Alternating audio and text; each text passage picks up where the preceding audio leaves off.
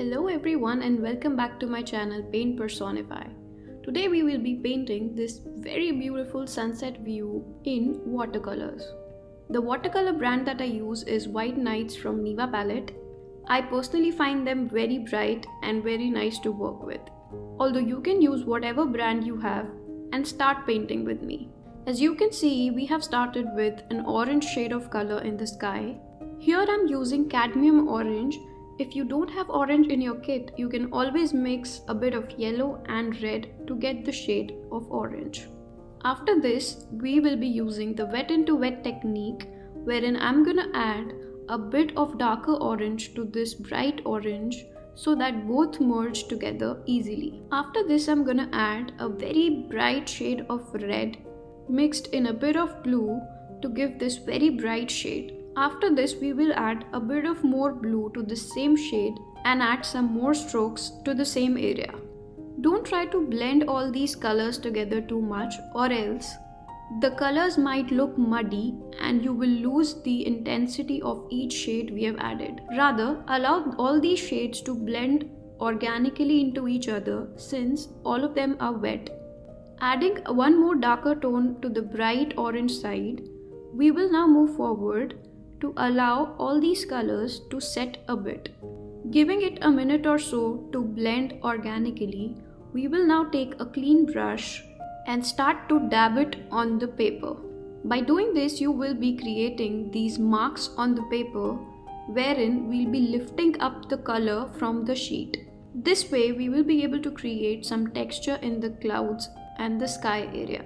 Just remember, after lifting it from 2-3 areas, wipe your brush on a clean towel and then repeat the same process. Moving forward, we will now create the shade that we want in our base. For this, I have added some blue, red and a little bit of brown to the tone we want for our base.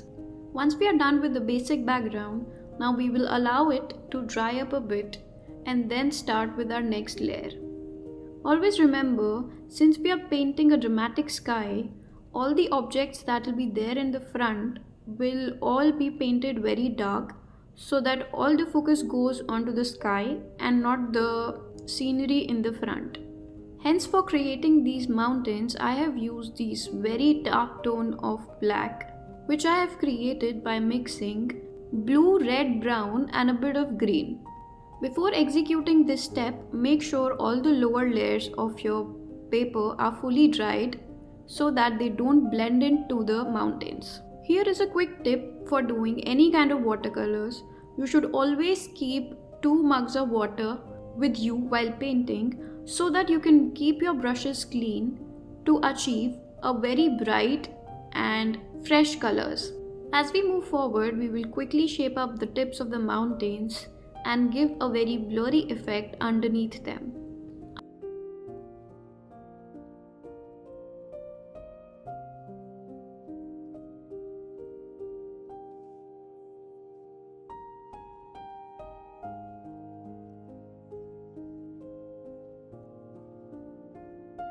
After allowing this to dry up a bit, we will now start with the most front layer.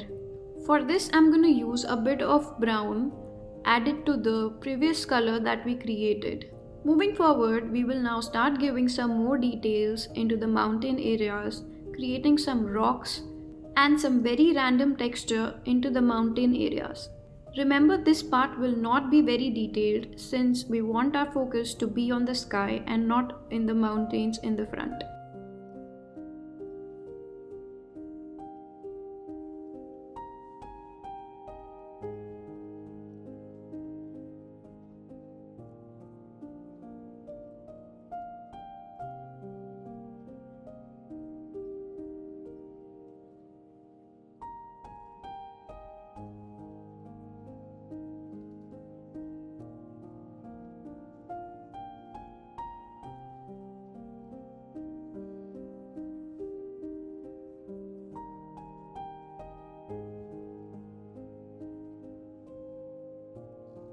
After this area is dried up a bit, we will now create a very light layer of blue and orange that will be the reflection from the sky.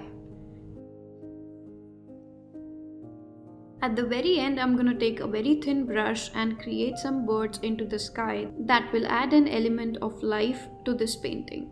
And at the end, we are done with this painting. Hope you enjoyed it. If you love to see more such content, please don't forget to subscribe and share it with your loved ones who would like to learn how to paint. See you in the next video. Bye bye. Take care.